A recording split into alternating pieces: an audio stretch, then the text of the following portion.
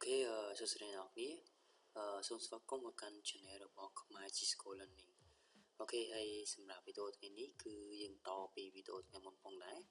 អូខេហើយវីដេអូថ្ងៃមុនយើងបានបង្ហាញអ្នកនរគ្នាតាក់ទងជាមួយនឹង OU ការបង្កើត group policy ហើយធ្វើការ link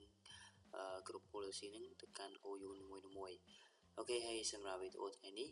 គឺយើងនិយាយតាក់ទងជាមួយនឹង group policy ដែរប៉ុន្តែយើងនិយាយតាក់ទងជាមួយនឹងរបៀបនៃការបង្កើត group policy ហើយធ្វើការ exclude user ពី group policy ដែលយើង apply នឹងអូខេ I mean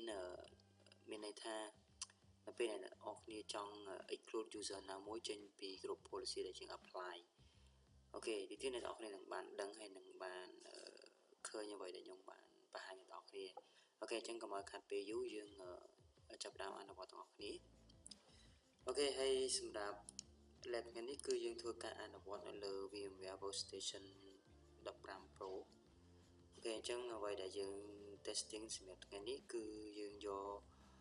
computer មួយដែលតួធ្វើជា AD ហើយកុំព្យូទ័រ2គឺសម្រាប់ client របស់យើងអូខេសម្រាប់ testing អូខេឥឡូវខ្ញុំចូលមកកាន់ server ដែលដើរតួធ្វើជា AD នេះអូខេអញ្ចឹងនៅក្នុង AD ហ្នឹងវាមាន DNS វាមាន AD ហើយវាមាន group policy នៅក្នុងហ្នឹងអូខេអញ្ចឹងយើងចាប់ផ្ដើមធ្វើទាំងអស់គ្នាណាអូខេអញ្ចឹងមុននឹងចាប់ផ្ដើមខ្ញុំសូមបញ្យល់អ្នកនរគ្នាតាក់ទងជាមួយនឹង OU របស់ខ្ញុំសិន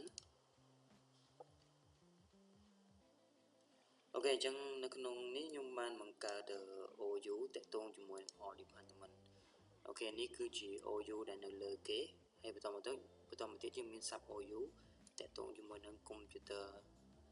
server computer user អូខេអញ្ចឹងខ្ញុំបានmuaតាក់ទងជាមួយនឹង computer គឺចូលមកកាន់ sub OU របស់ computer user ហើយសម្រាប់ computer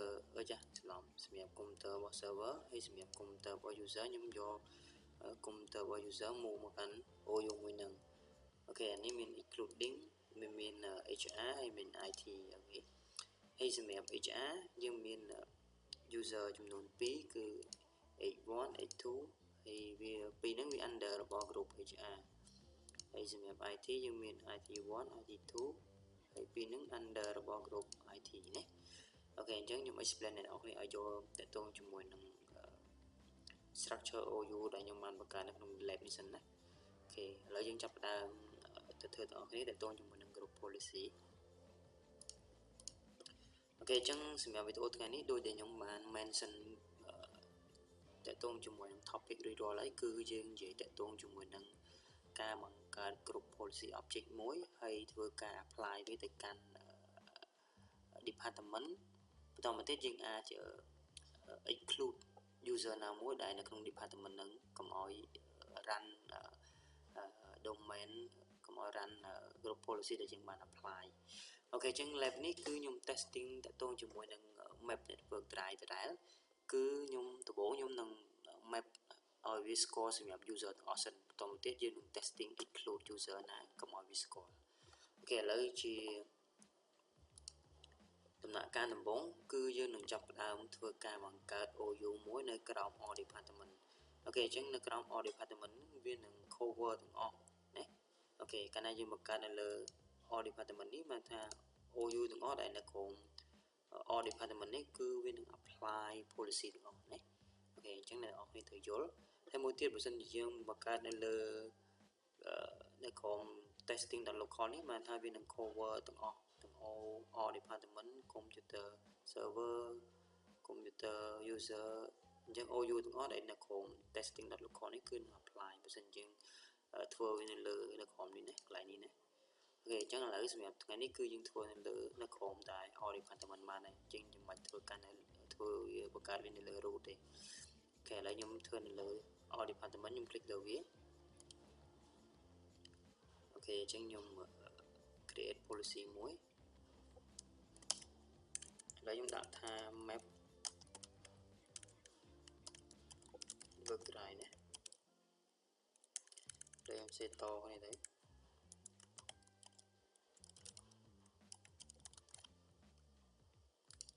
អូខេឥឡូវខ្ញុំបានបង្កើត policy ថ្មីមួយដែលមានឈ្មោះថា map network drive អូខេបន្តមកទៀតខ្ញុំចាប់ផ្ដើម នេះឥឡូវខ្ញុំដកនេះចេញសិនអូខេឥឡូវខ្ញុំចូលមកមើល computer user ខ្ញុំអត់មានអីទាំងអស់ណាអូខេអញ្ចឹងអត់មាន map network ត្រាច់ជា server ទេអូខេអត់មានទេអញ្ចឹងខ្ញុំមាន computer ចំនួន2 user 1 និង user 2ណាអូខេអញ្ចឹងវាមានតែត្រាច់ C ទេត្រាច់ C អូខេឥឡូវយើងចាប់ផ្ដើមទាំងអស់គ្នាណាខ្ញុំបានបង្កើត group policy មួយដែលដាក់ឈ្មោះថា map network drive អូខេឥឡូវខ្ញុំចូលមកកាន់ drive របស់ server drive C ខ្ញុំ right click លើវាខ្ញុំយកពី property ហើយខ្ញុំ sharing ហើយខ្ញុំ copy share នេះអូខេអញ្ចឹងជាដំណាក់កាលដំបូងអ្នកទាំងអស់គ្នាត្រូវបង្កើត folder មួយ share វាណា share គឺកន្លែងនេះគឺ property sharing ហើយយើងយកកន្លែងពី add one ហើយយើង tick share ណា folder ណាហើយកន្លែងនេះគឺយើង add permission អញ្ចឹងឧទាហរណ៍តែអ្នកទាំងអស់គ្នាចង់ឲ្យអ្នកណាឃើញខ្លះកន្លែងនេះគឺខ្ញុំដាក់ everyone ទៅព្រោះយើងអត់ focus ទៅលើ security permission នៅលើ folder ហ្នឹងហើយយើងគ្រាន់តែ testing តកតងជាមួយនឹង policy អូខេខ្ញុំ copy វាមកបន្តមកទៀតខ្ញុំ right click លើនេះខ្ញុំយក edit អូខេអញ្ចឹងតកតងជាមួយនឹងការបង្កើតgroup policy object សម្រាប់វីដេអូមុនខ្ញុំក៏បានបង្ហាញអ្នកនរគ្នាតកតងជាមួយនឹង object នឹងដែរគឺតកតងជាមួយ map នឹងបងត្រាញដូចគ្នា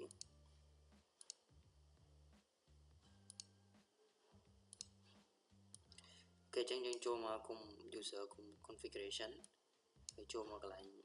free friend ហើយចូលមក map drive យើង right click យើងយក new ហើយ map drive កន្លែងនេះយើងយក create ណាហើយខ្ញុំផាស location ដែលយើង copy share មិញមកកន្លែងនេះខ្ញុំដាក់ drive ណាមួយដែលយើងចង់បានទៅឧទាហរណ៍ខ្ញុំដាក់ drive M អូខេកន្លែងនេះដាក់ show this drive show all drive អូខេខ្ញុំ close តទៅទៀតអ្នកនរគ្នាត្រូវចាំថានៅពេលដែលយើង apply group policy មួយយើងត្រូវតែវាយ comment GP update នេះដើម្បី force policy នឹងឲ្យវា execute ហើយរុញទៅកាន់ machine client មកយើងអូខេអញ្ចឹងឥឡូវបន្ទាប់ពីយើង execute ហើយយើងចូលមកកាន់ machine client មកយើង force វាដែរមក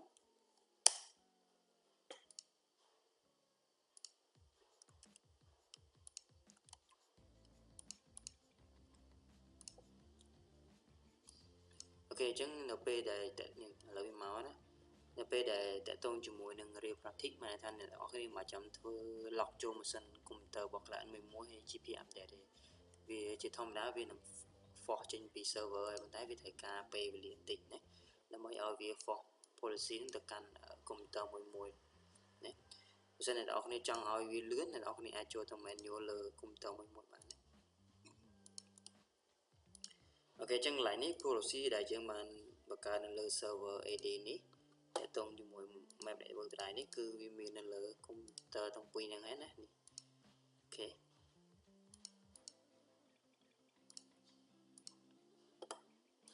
អូខេឥឡូវឧទាហរណ៍ថាខ្ញុំចូលមកកាន់កន្លែង computer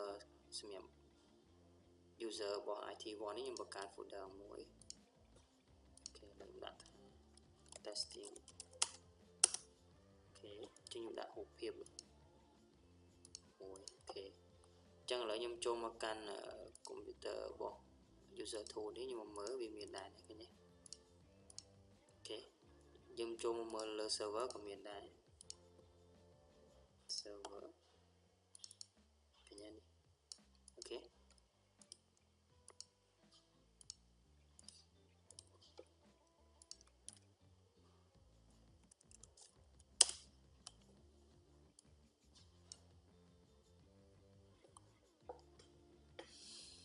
អូខេបន្តមកទៀតយើងនឹងចាប់ផ្ដើមធ្វើការ execute user ណាមួយដែលយើងអត់ចង់ឲ្យវា run ជាមួយនឹង group policy របស់យើងឥឡូវសម្រាប់វីដេអូថ្ងៃនេះខ្ញុំនឹងធ្វើការ exclude user លេខ user 2 ណាធម្មតាឥឡូវយើងបាន map វាសម្រាប់ user 1 ហើយនិង user 2 នេះហើយសម្រាប់ computer ណាអូខេអញ្ចឹងខ្ញុំចាប់ផ្ដើម exclude ណាអូខេ exclude នៅលើ computer user 2 នេះអូខេអញ្ចឹងអ្នកនរគ្នានឹងឡើងឃើញ data set នេះហើយគេឥឡូវយើងចាប់ដើមអ្នកនរគ្នា exclude គេខ្ញុំចូលមកកាន់ group policy ដែរគេកន្លែងនេះខ្ញុំ click នៅលើ group policy នេះណាដែលមានឈ្មោះថា map network drive នេះអូខេបន្តមកទៀតខ្ញុំ click ទៅលើពាក្យថា delegation អូខេបន្តទៀតខ្ញុំ click លើពាក្យថា advanced អូខេយើងធ្វើការ add អញ្ចឹងអ្នកនរគ្នាចង់ exclude គេអញ្ចឹងសម្រាប់កុំព្យូទ័រដែលមានឈ្មោះថា Windows User Tool នេះខ្ញុំ run នេះខ្ញុំ run account H1 ណាមិនថា HR ខ្ញុំដើរតួធ្វើជា HR ខ្ញុំប្រើ user របស់ HR ដើម្បី log ចូលណាអូខេអញ្ចឹងយើង exclude H1 មកអូខេ H1 គេឥឡូវខ្ញុំចេះខ្ញុំសាញ់អាវមួយសិនកុំឲ្យអ្នកនរគ្នាយកច្រឡំអូខេអញ្ចឹងនេះខ្ញុំប្រើ user ដែលខ្ញុំបង្កើតនៅលើ AD ណាសម្រាប់ធ្វើការ login អូខេ user វាដែលមានឈ្មោះថា H1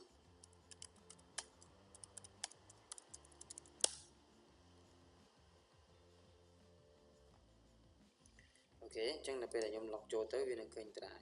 ដោយសារតែខ្ញុំអត់ទាន់ exclude វាចេញណា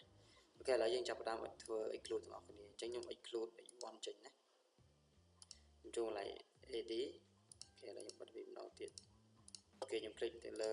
map network drive ខ្ញុំចូលពាក្យថា delegation click advanced click add ខ្ញុំចុចថា H1 ណាខ្ញុំដក H1 ចេញណានេះ H1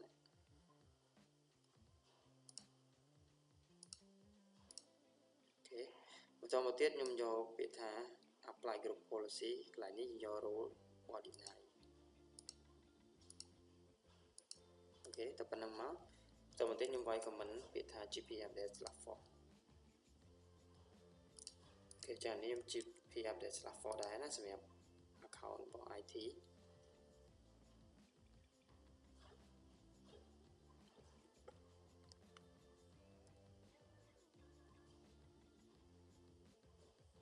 អូខេឥឡូវខ្ញុំធ្វើការ sign out វាមួយចង់ប្រាប់ថាអ្នកនរគ្នាថា account ដែលខ្ញុំ log in សម្រាប់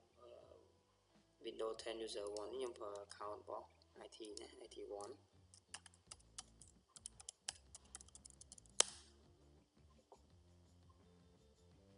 ចឹង user ដែលខ្ញុំ exclude គឺខ្ញុំ exclude សម្រាប់តែ HR1 នេះទេណា H1 នេះទេចឹង map network drive គួរតែមកសម្រាប់ IT1 អូខេឃើញមកប៉ុន្តែសម្រាប់ HR1 នេះគួរតែអត់មកទេណាអូខេចឹងអ្នកនរគ្នាឃើញមកណាចឹងខ្ញុំសាញឲ្យមួយអូខេបន្តទៀតខ្ញុំ log ម្ដងទៀត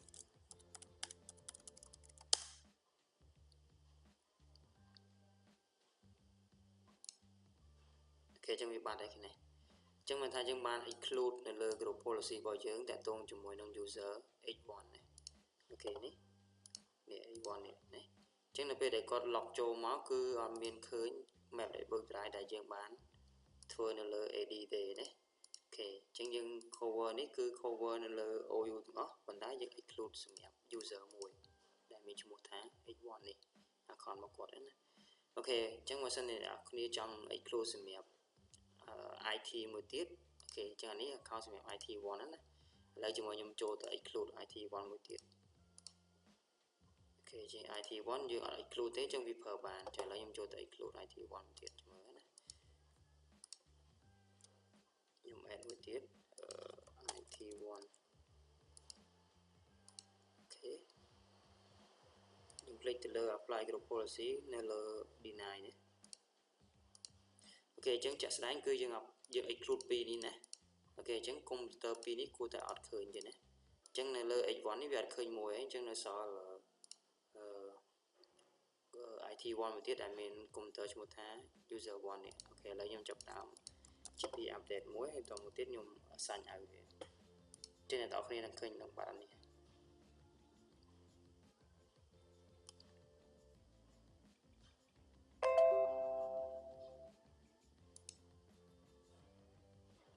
អូខេចឹងឥឡូវខ្ញុំធ្វើការ sign out មួយ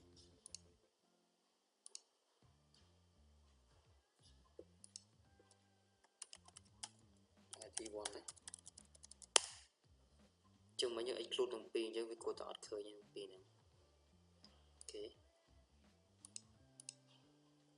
ok chừng này đó cái khởi nhé này chừng xe này những map chừng vì group policy bao chừng cửa âm biên này nè ok ok nhé âm biên đồng pin lấy em trăng oi nên là HR1 này cứ khởi như vậy nhé ok lấy em cho được AD thì chúng ta HR1 này change mà nhưng remove việc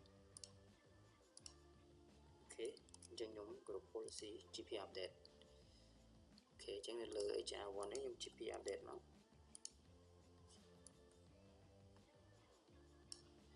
còn là GP update phím này đó khi nên khởi nhà ta sẽ phó trên màu này ok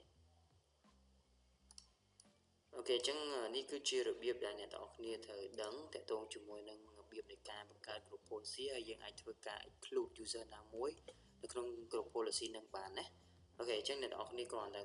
click lên group policy này đó khi bạn cả nâng hay cho delegation hay những add màu để chọn add user ná để add all we apply cho mỗi group policy nâng này ok chẳng complete vô biệt thá deny lại ní hay add user nâng màu ok chẳng viên nâng exclude user nâng này kẻ lấy nhóm đỏ này trên môi tiền máu ok chẳng nên là IP1 nó cứ cho chỉ về khơi như vậy nhỉ mà nó bị ăn bền đấy để sao chẳng exclude lấy nhóm đỏ về trên nó hay chạy về cua thầm màu về nhà group policy nâng ok chẳng khơi nhé này ok chẳng vậy để dừng testing cứ khơi chạy style tại đầu chẳng xem nhiều cái gì món này đọc này cái ai thưa bạn đấy ok chẳng là đọc để trong ao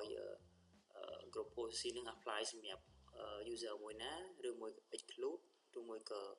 សម្រាប់ specific ទៅលើ OU អញ្ចឹងអ្នកទាំងអស់គ្នាអាចហៅវាមកប្រើបានណាបើសិនអ្នកទាំងអស់គ្នាចង់ specific នៅលើ OU អ្នកទាំងអស់គ្នាគ្រាន់តែបង្កើតវានៅលើ OU ណាមួយមកឧទាហរណ៍លើ OU នេះ OU នេះ OU នេះអញ្ចឹងទៅអញ្ចឹងអ្នកទាំងអស់គ្នាគ្រាន់តែបង្កើតវាអញ្ចឹងមកអញ្ចឹងវានឹង policy ហ្នឹងគឺ apply សម្រាប់ OU ហ្នឹងហើយបើសិនជា OU នោះមាន account ច្រើនវានឹង apply សម្រាប់ account ទាំងអស់ហ្នឹងហើយណា account វាមាន10វានឹង apply សម្រាប់10 account ហ្នឹងហើយប៉ុន្តែយើងអាច include បានបើសិនករណីអ្នកនរគ្នាចង់ include អញ្ចឹងអ្នកនរគ្នាគ្រាន់តែចូលលើអ្វីដែលខ្ញុំចង់ប្រាប់ហ្នឹងទៅហើយយកពាក្យថា delegation ហើយយើង add ហ្នឹងទៅណាអូខេអាស្រ័យទៅលើ group policy អ្នកនរគ្នាបង្កើតហ្នឹងណាអូខេអញ្ចឹងសម្រាប់វីដេអូថ្ងៃនេះគឺខ្ញុំចង់និយាយតែប៉ុណ្្នឹងទេតាក់ទងជាមួយនឹងរបៀបនៃការបង្កើត group policy ហើយធ្វើការ include user ចេញពី group policy ហ្នឹងកុំឲ្យវា affect ជាមួយ group policy ហ្នឹងណាអូខេអញ្ចឹងគឺនិយាយរួមមកគឺតាក់ទងជាមួយនឹង include user ចេញពី group policy អូខេអញ្ចឹងសម្រាប់វីដេអូថ្ងៃនេះគឺខ្ញុំសូមបញ្ចប់ត្រឹមហ្នឹងអូខេអញ្ចឹង complete ជួយ like comment ក៏ដូចជា subscribe នៅលើ channel របស់ខ្ញុំផងដើម្បីអ្នកនរគ្នាទទួលបាននៅវីដេអូថ្មីៗអូខេអញ្ចឹង complete ចុច subscribe ហើយចុច bell កណ្ដឹងផងដើម្បី alert នៅពេលដែលខ្ញុំផុសវីដេអូថ្មីៗវាអ្នកនរគ្នានឹងទទួលបាន notification អូខេអញ្ចឹងសូមអរគុណច្រើន